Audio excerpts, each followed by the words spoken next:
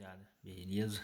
Primeiramente, pedir pra vocês aí dar aquela moral, curtindo aí, se inscrevendo, né?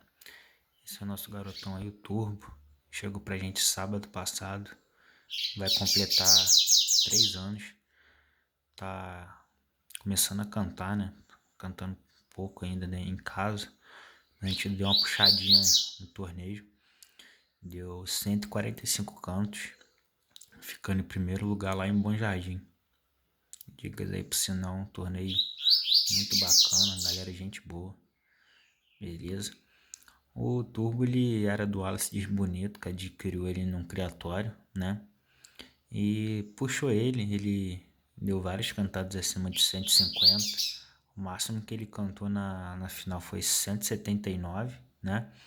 E na de 10 ele chegou a 180 cantos. Então passarinho muito jovem, assim, precisa ser lapidado, precisa ser carimbado, mas a gente tá muito animado com ele. O Mago ele trocou, fez uma transferência, né, do Turbina pro Wallace, pegou o Turbo, a gente entrou em contato com o Mago e acabou adquirindo o Turbo. Então a gente vai estar dando sequência nesse garoto aí, de apenas 3 anos, né, que ele vai completar, e a gente tá muito animado.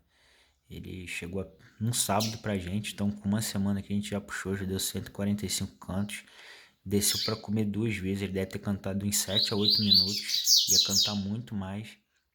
Mas passarinho jovem, passarinho novo, dá uns detalhes mesmo.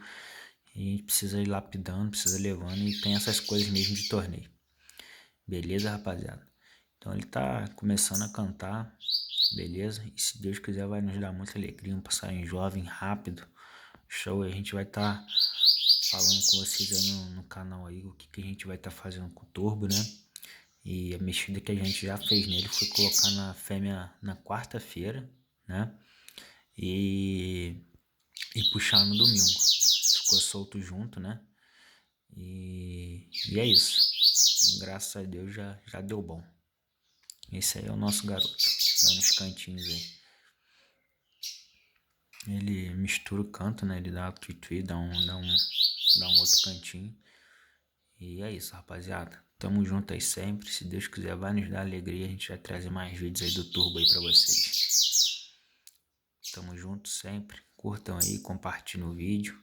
Se inscrevam no nosso canal, dá aquela moral aí. Beleza? Tamo junto sempre.